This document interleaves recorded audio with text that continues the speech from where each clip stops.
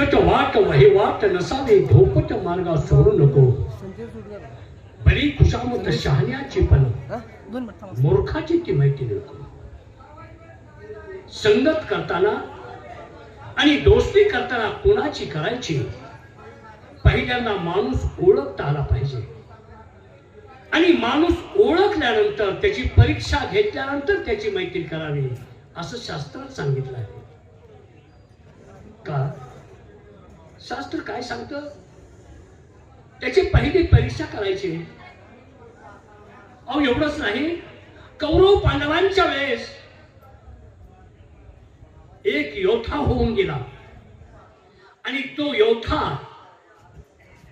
वाईट माणसांच्या नादाला लागला कारण तो वाईट माणसांच्या घरातलं अन्न खाल्ल्यानंतर त्याचं रक्त निर्माण होतं आणि ते रक्तच काम करतं मग त्याप्रमाणे ते वागू शकतं उदाहरणार्थ एखाद्या घरात जर बाई वेडी असेल डोक्याला चक्रम असेल आणि ती जर अन्न करून शहाण्या माणसाला घालत असेल तर त्या बाईचे वेडेपणाचे गुणधर्म त्या पिठात मिसळतात आणि ते शहाण्या माणसानं खाल्ले की परत ते थोडं तरी येण्यासारखं करतच त्याप्रमाणे एक योद्धा होऊन गेला त्या योद्ध्याचं नाव आहे कर्ण मग अजून देखील प्रचलित म्हण आहे महाभारत कधी घडलं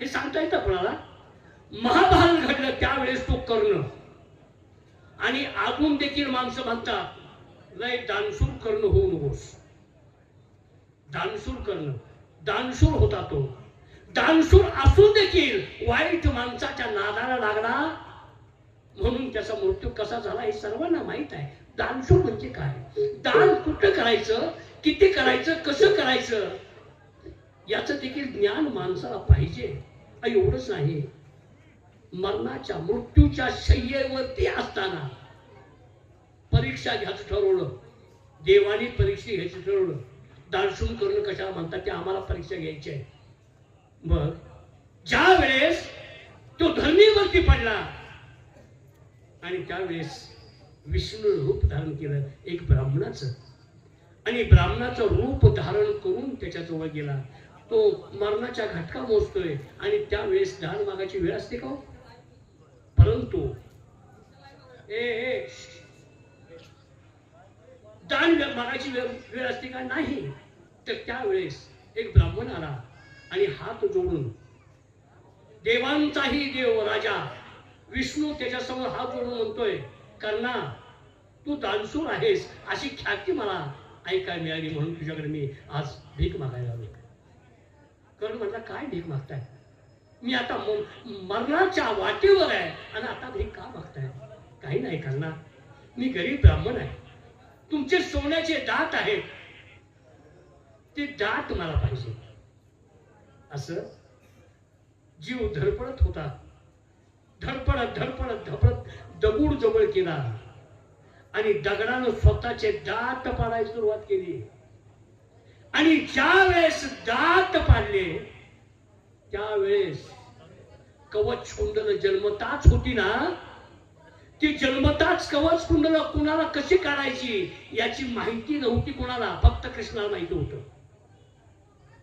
पण ती कवच कुंडल कशी काढायची तो भाग वेगळा परंतु मरणाच्या मृत्यूच्या शय्येवर असणारा कर्ण त्यानं स्वतःचे दात पाडले आणि विष्णूच्या हातात दिले म्हणजे ब्राह्मण महाराज हे माझे दात मरता मरता दान तुम्ही मला मागितलं म्हणून हे सोन्याचे दात मी तुमच्या हाती करतोय आणि त्यावेळेस विष्णूनं खरं रूप धारण केलं आणि जोपर्यंत त्याला वर दिला जोपर्यंत या पृथ्वी तलावरती चंद्र सूर्य आहे तोपर्यंत तुझं नाव राहील की अशा पद्धतीनं दानशूर कर्ण म्हणून तुझं नाव सगळे घेतील म्हणून आज माणसं म्हणतात लय दानशूर कर्ण होतोस की काय हे राज्य चालवताना अतिशय वाईट आहे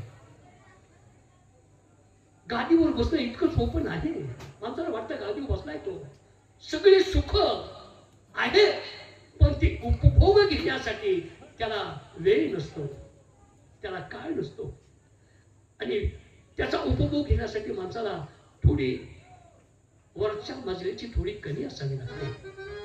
वरच्या मजल्यात अनेक विचार कमी असावे लागतात. त्यावेळी तो उपभोगता दे तो भाग वेगळा. मला 2 मुलं आहेत. एक थोरला मुलगा आणि धाकटा मुलगा. थोरला मुलगा जन्मला आणि अवघ्या 6 महिन्यात आमच्या राणी सारखा आम्हाला सोडून 14 वर्ष झाले. त्या मुलाचा सांभाळ कुणी करायचा? दुसरं लग्न केलं. दुसऱ्या मंडळीला, आमच्या पत्नीला, राणी सरकारना एक मुलगा झाला. आता 2 मुलं, एक सावत्र. पण एक जीवन वागतात. सावत्र असले की भिंत वेगळी, परंतु ती भिंत मला दिसत नाही. पण रात्रीरोज माझ्या जीवाला एक चटका लागलाय. माझ्या पश्चात हे राजाचे कोण सांभाळे? मग राजगादी कोणाला द्यायची? धाकटा द्यायची की थोड्या द्यायची? धाकटाही हुशार आहे, पण माझं मत असं आहे, त्याला आई नाही. 6 महिन्याची असताना आई गेली. मायेचं छत्र त्याच्यापासून दूर केलं देवानं. माझ्या थोरल्या मुलाला त्या राजगादीवर बसून त्याच्या हातात कारभार देऊन त्याला समजावून सांगतो, धाकटा मुलगा तुझ्या हाताखाली काम करेल. तोही राजाचा आहे. सावत्र असला काय झालं? त्यालाही नीट सांभाळून घे. यासाठी दरबाराने भरवणार आहोत. पण दरबारात अजून सेवकांचा पत्ता नाही. ही कामं सांगायची कोणाला? कामी करावी नाही.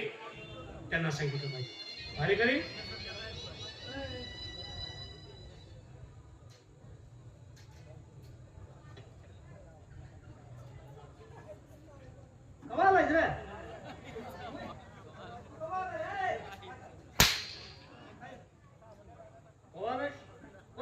कोणाच्या तोंडाला बघून बोलतोस? तू कवार आहे. त्याला म्हणतोय तू कवार आहे. बोलतोय का मी राजा आहे?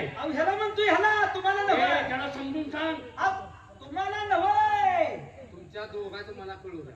मी तुला काय मी काय म्हणतोय, तुमचा गैरसमज योगा झालाय. तू कुणाला म्हणलाय? तुला कळलेलं कवा आलाय? कुणाला म्हणलास तू? तुला हा, मग त्याचा गैरसमज योगा झाला. माझ्या तोंडाला बघून म्हणतो तू.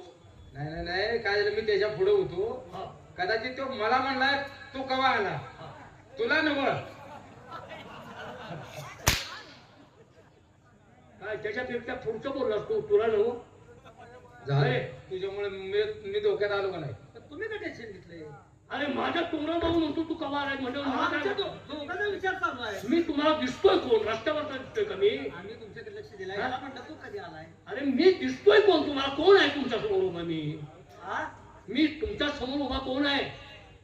करसुंडीचा नाथ बाबा.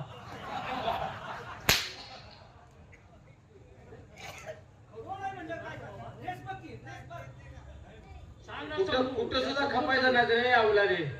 अरे नाथ बाबा ज्योतिबा ह्यातला तुला फरक कळेल ना? बघ ना, ज्योतिबा तुम्हाला म्हणतो तो नाथ बाबा म्हणतोय. नाही नाही, त्याच्या नादाने फापालोय मी. तुम्हाला आम्ही असं म्हणेन का? तुम्ही महाराज आमच्या समोर आम्हाला कळत नाही का? दरबारात यायला वेळ करायचा नाही. कोण केला वेळ? महिन्याला मी तुमच्या हातात काय देतो? बसल ते काय बसवते? मग आता काय तुम्ही काय देत आहे? कांदा आहे, वेगळा आहे, सगळं आहे. बचकत एक बसले. काम करता त्या मोबदल्यात मी तुमच्या हातात पैसे देत असतो महिन्याला. पगाराचं नाव घ्या की. पगार म्हणा की अर्ध का बोलताय? हातात काय घेतले होते? पैसे काय घेतलं होतं? असं कसं बोलताय? किती जणांना घेतलं हातात तू? कसं आडवं काय बोलताय तुम्ही? आडवा तू बोलतोस का मी बोलतोय? हातात पगार घेता आणि त्या पगाराचा मोबदला म्हणून तुम्हाला वेळेवर कामं करावी लागतील. मग आता वेळेवर मी काम करतो, पण ह्याच्या नावाने मला वेळ होतो. काय करता? मला सण होणार नाही ते. मी दुसऱ्या माझे दुसरे आहे त्याप्रमाणे मी नाही. नाही खरं काय, तुमची ख्याती आहे महाराज. एक असते. मी नियमाप्रमाणे वागत असतो. खरंय खरंय. प्रजेला न्याय तो मुलाला न्याय. गोरगरिबाला दानधर्म करणारे राजे, गोरगरिबाला न्याय देणारे राजे. शिस्त आहे. कशाचं काय आहे? कशाचं काय? तुमच्या पुढे दुसरे राजे कशाचे काय? बरोबर. गोरगरिबाची व्यथा जाणून घेणारे. हो. आता परवाच बघितलं का नाही, आपल्या मुलाबाळांना कपडे घेऊन दिली. गोरगरिबाला न्याय मिळवून देणारे. कशाचं काय आहे? दुसरे राजे तुमच्या पुढे मोठीपणा सांगून कशाचं काय म्हणजे ह्यातलं काहीच नाही का? तसं नाही. तुम्ही तुमच्या पुढे दुसरे राहते कशाचे काय आहेत मग तुम्ही? आपल्या स्त्रीबद्दल काय स्त्रियांच्या बद्दल अतिशय आदर माझ्या मनात. एखादी स्त्री समोरून आली अरे बहादरा ह्यातच जन्म गेला. म्हणजे स्त्रियांचं काय म्हणतात? अरे महिलांचा आदर ठेवला पाहिजे. हा हा तू जन्म कोणाच्या पोटी घेतलायस? हा? बरोबर आहे ते, हो स्त्रीच्या पोटी जन्म घेतला. हो. माझा जन्म कुठं झाला? आता कोण कोणा संग होता आम्हाला तर काय माहिती.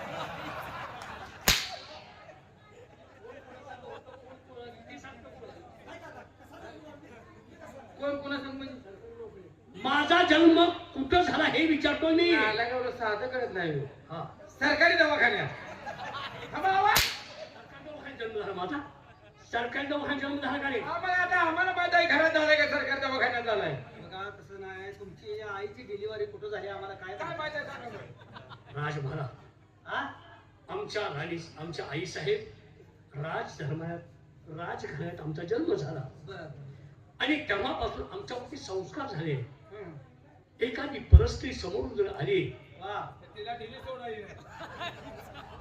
घरी सोडायची नाही. तिची चौकशी करून विचारपूस करून नाही तर तिच्या अंगावर साडी ठेवायची नाही. हा ह्या गुणाने तरी आम्ही इथं कामावर जाणार आहे. मग हे काय साडी सोडायची नाही मी ती. आता मित्रांनो, सोडायची साडी म्हणजे काय? हं. तिच्या अंगावरची जुनी साडी काढून घ्यायची हा आणि नवी साडी तिला तिच्या पोटात काय घालायचं? पोटात.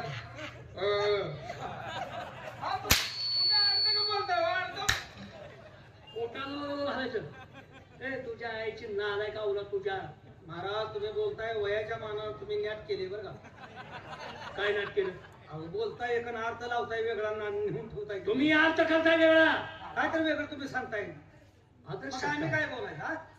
आदर सत्कार करून तिच्या पोटावरती ओटी बांधायची. हा, खंडा नारळ ओटी भरून हा. तिला काय करायचं? एक मिनिट.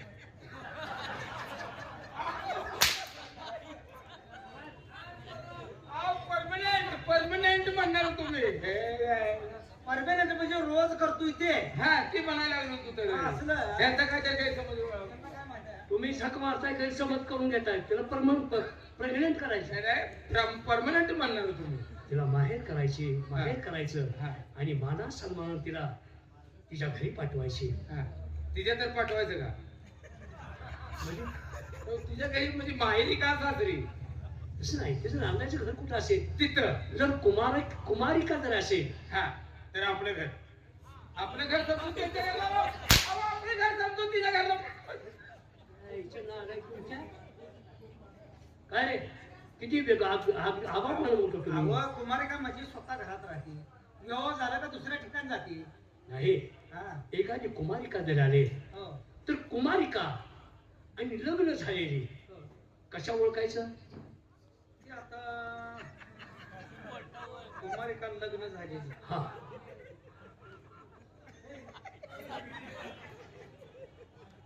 एखादी तरुण बाई मी समजावून सांगतो. तू सांगू तुझी माणसाच्या औलाद नाही. मी सांगतो समजून.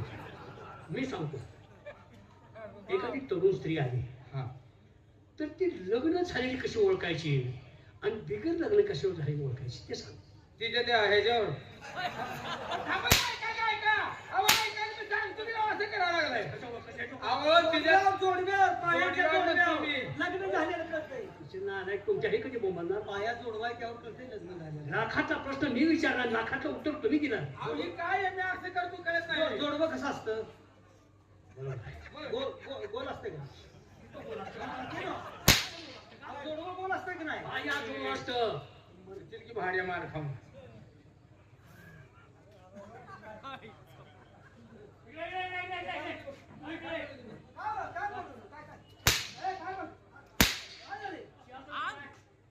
सिंहासन कुठं आहे?